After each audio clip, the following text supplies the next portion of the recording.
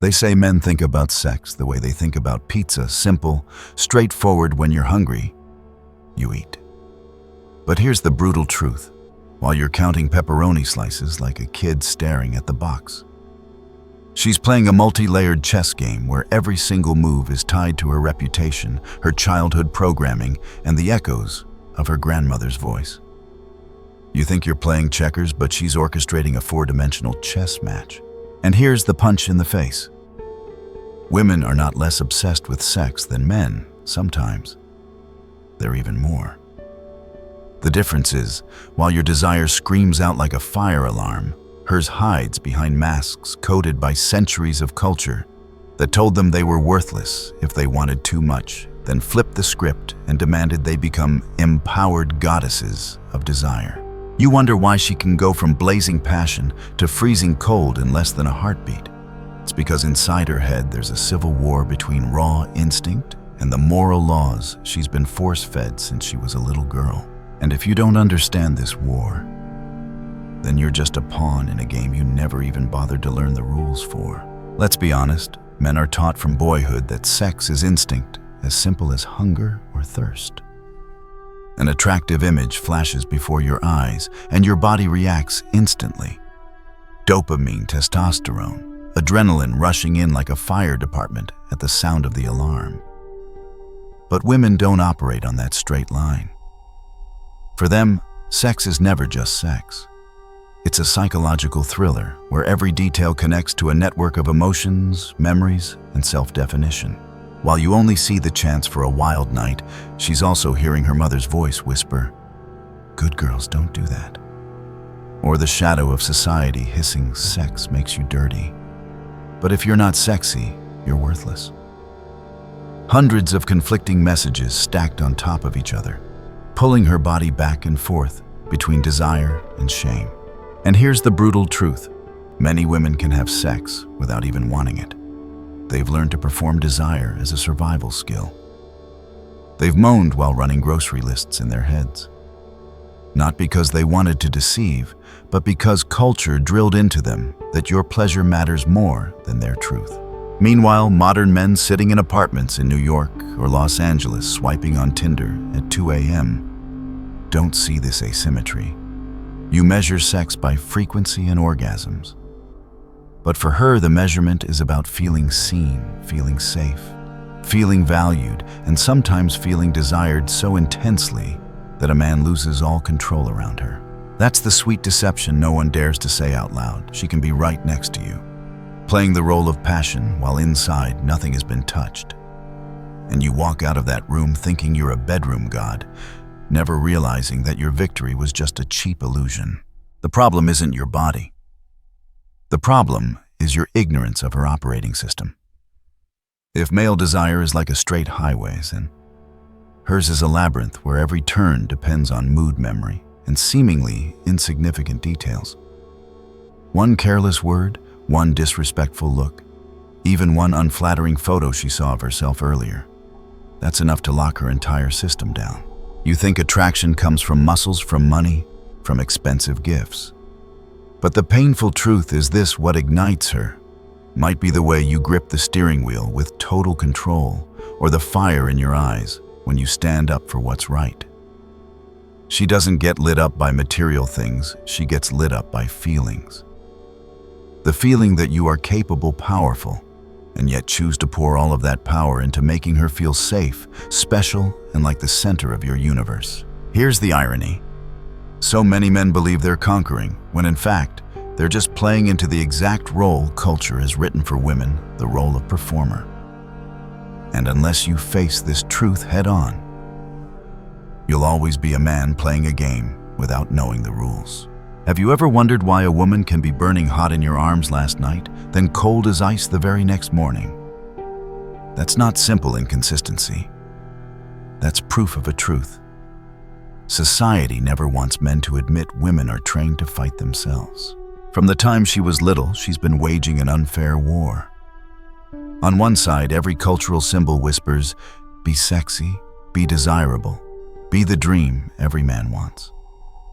On the other, another voice slams into her mind. If you want too much, you're cheap. you're trash. Her brain becomes a battlefield where desire and guilt shoot at each other 24/7. And men, we were raised to believe pleasure is reward conquest, a medal of honor. Every successful night feels like another stripe on your chest.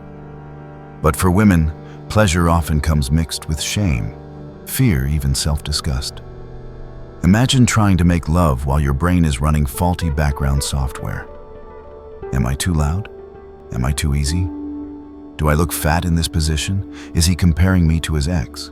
While you're drifting in raw sensation. She's writing a doctoral thesis in her head. That explains why so many men feel she lost the spark too fast. In reality, the flame was never allowed to burn freely. It's smothered by programs culture has carved into her skin. And here's what modern men refuse to face. She can love you, she can want you, and still not permit herself to enjoy you. In other words, you're not just making love to one woman.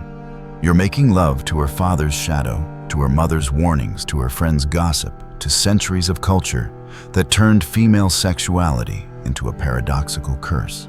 Every touch is filtered through 1,000 lines of code she never chose. That's why hollow compliments, cliché flowers, or safe behaviors don't awaken anything real. She doesn't melt from promises of eternal affection. What turns her inside out is paradox, a man strong enough to terrify the world, yet willing to soften only for her. That's the hidden principle behind every fantasy culture feeds her the billionaire who bows to one woman, the beast tamed by a gentle touch, the rebel who only surrenders in her arms. What she craves is not your abs, your bank account, or your nice guy energy. It's the privilege of being the only reason an unstoppable man breaks. Haven't you noticed? When you brag about your career highlights, she smiles politely. But when you fix something with calm, focused hands, her eyes light up. Not because the sync works again, but because in that moment you radiate what she longs for: competence. Competence is the invisible Viagra of women. Men keep thinking women want stability, sweetness, predictability. Wrong. What they want is to watch power bend to see a mountain crumble for them. Stability isn't the starting point, it's the later chapter, once she's spun through enough chaos and starts seeking meaning in a new form. But to even reach that chapter, you must embody danger and control mystery and gravity enough to rattle her core. And here's the most painful truth. If you insist on being the eternally available nice guy, always texting good morning, always proving your presence, you're sabotaging yourself. Women don't remember the man who was always there. They obsess over the man who made them doubt, who challenged them, who stirred them so deeply they couldn't sleep. It's bitter but real. If you don't want to stay forever on the sidelines of her sexual imagination, you must step up and become an archetype inside her war. You must stop being the safe option and learn to be the symbol she cannot get out of her head. Let me tell you a truth. Most men are too afraid to face. Women don't fantasize randomly. They're wired with archetypes, deep psychological patterns, and at each stage of their life, a different kind of man lights the fire. And if you don't evolve with her, you'll be left behind like a man still running old software in a world running 5G. The first is the beast, the wild animal. This archetype dominates in her early 20s. Think back to the girls who left you for the wandering musician, the tattooed drifter, the bad boy who texted at 2 a.m. You thought she's crazy. Why would she choose him? But to her, that wasn't stupidity. It was adrenaline. It was the thrill of chaos. Every ignored text was foreplay. Every sudden appearance was a hit of dopamine. The uncertainty wasn't a bug. It was the feature. But the beast is just short-term fuel. She learns from it. She learns she's desirable, that she can draw men in.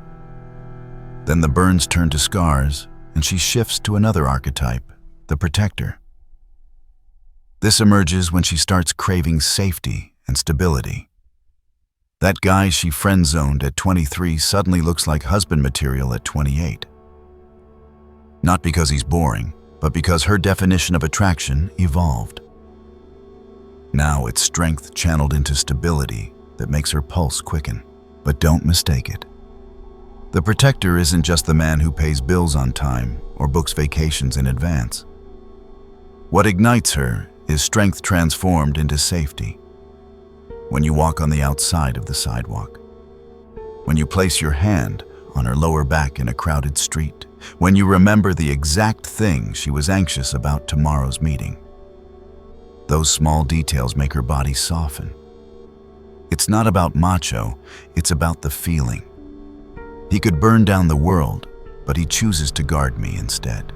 Then comes the authority. This archetype rises in her 30s when she's established independent, no longer needing validation. Now she wants respect. The surgeon, the entrepreneur, the professor. Not for the title, but for the mastery. Competence is the sexiest language.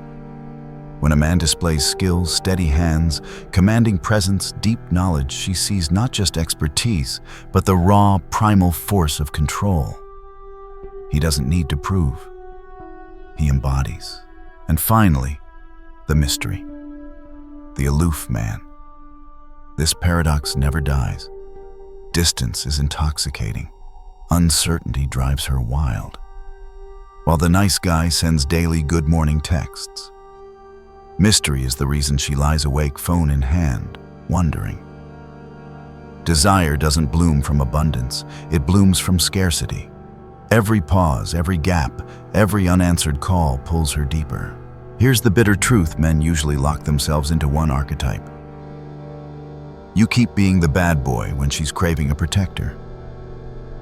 You keep being the protector when she longs for authority.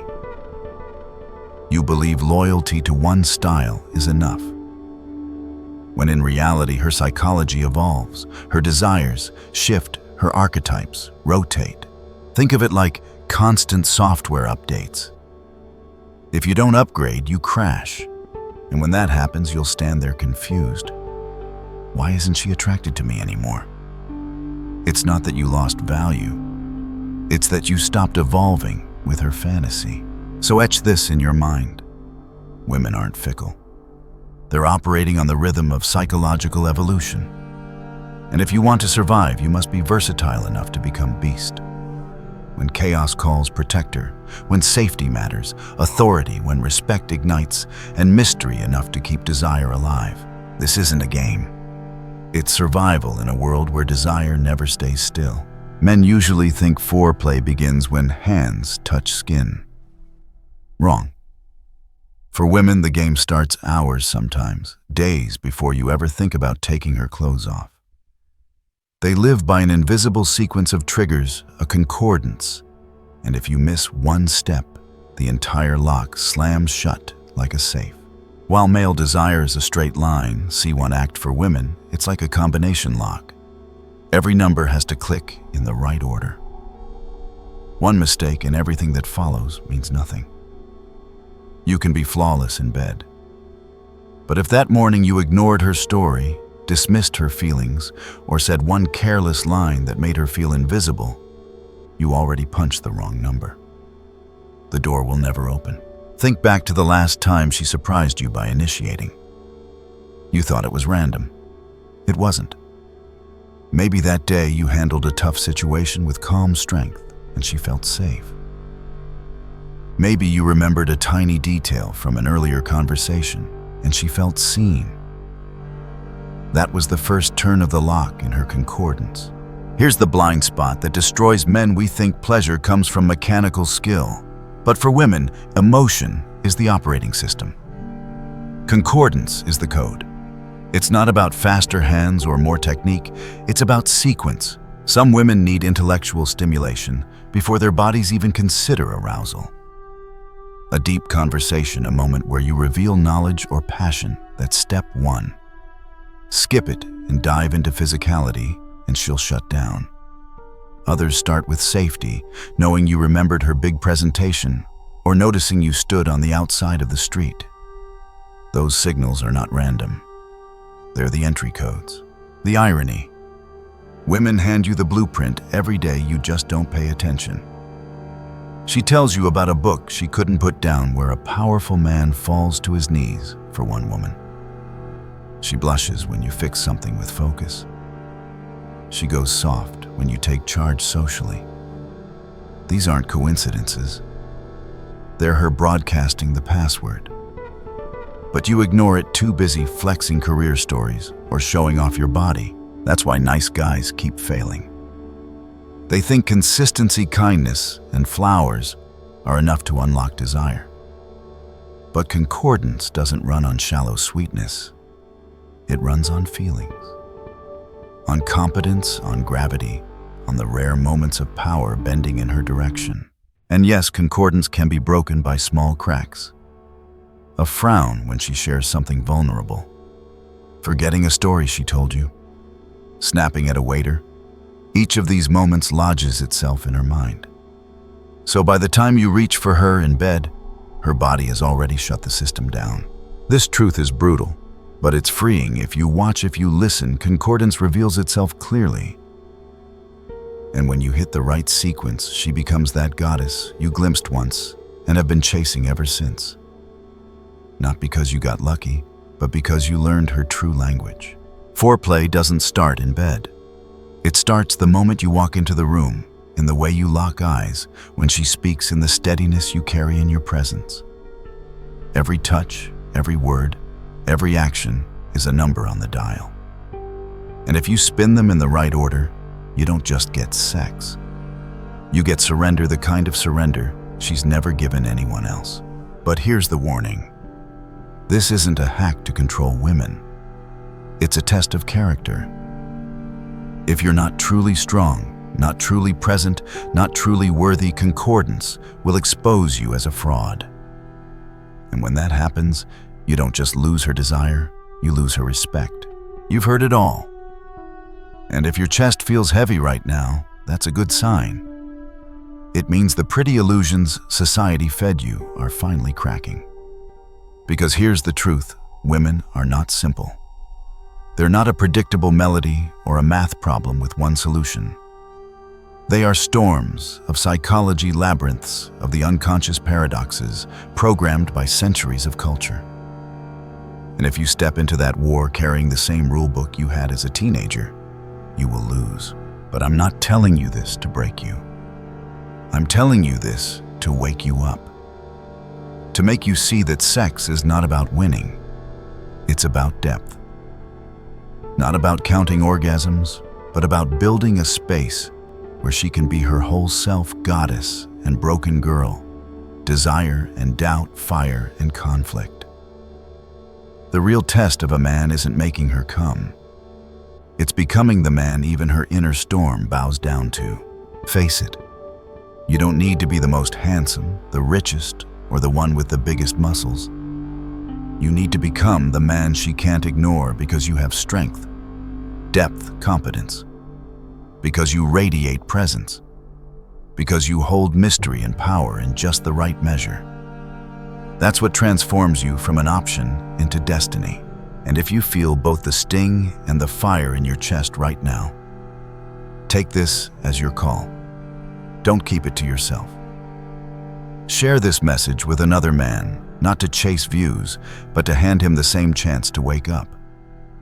Subscribe not as a fan, but as a brother in arms. Because this path isn't for the weak-hearted. If you're awake now, then welcome to the circle of men who know the truth. From this day forward, live like the world has no space left for the watered-down version of you.